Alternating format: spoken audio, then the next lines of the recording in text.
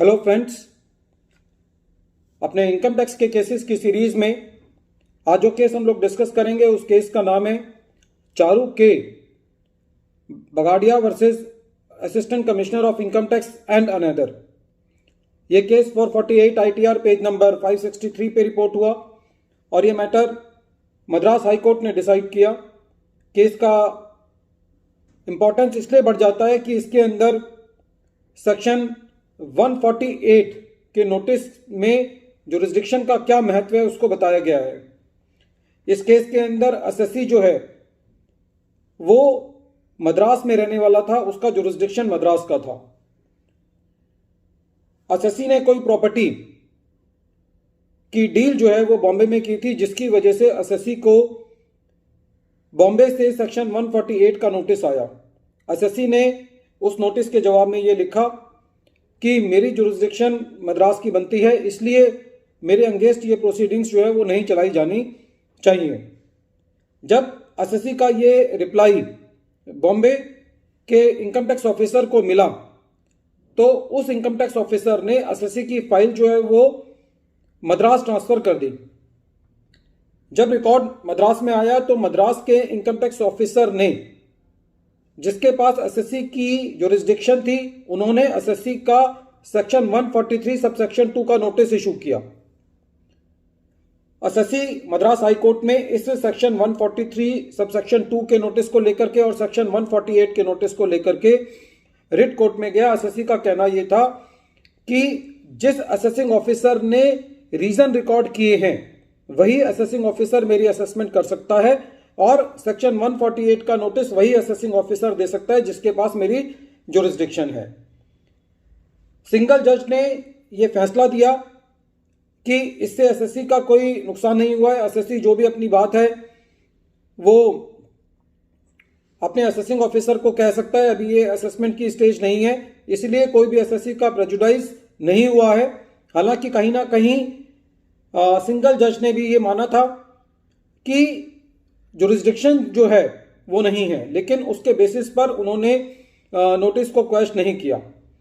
SSC single जज का जो फैसला था उसके अगेंस्ट जो है वो अपील में गया और अपील के अंदर एसएससी को रिलीफ मिला। कोर्ट ने ये कहा कि जो जुरिस्डिक्शन है वो बहुत अहम चीज़ है।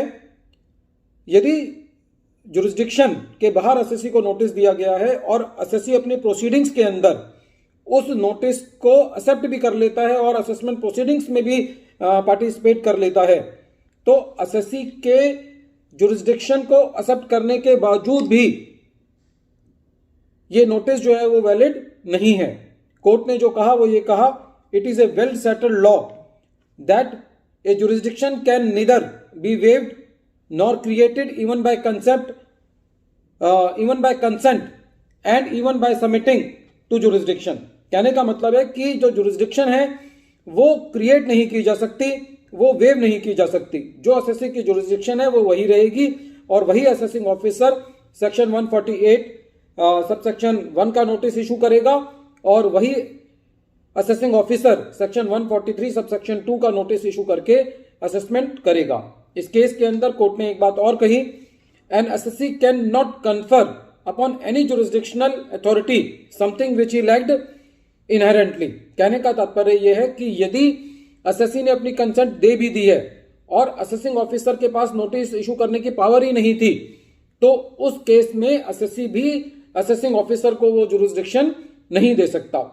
फ्रेंड्स, ये केस बहुत इंपॉर्टेंट है क्योंकि सेक्शन 148 के नोटिस के अंदर ये हमारी जिम्मेदारी बनती है कि हम ये देख लें कि हमारी कौन सी जुरिस्डिक्शन है और नोटिस कहां से आया है।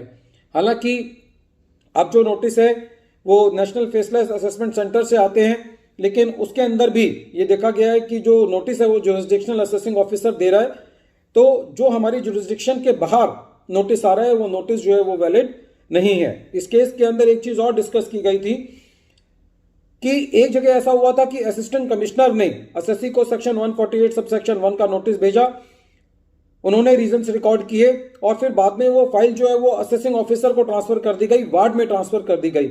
तो ऐसे केस के अंदर भी जो असेसिंग ऑफिसर है उसको दोबारा सेक्शन 148 सब सेक्शन 1 का नोटिस देना होगा। पुराने नोटिस से वो असेसमेंट नहीं की जा सकती।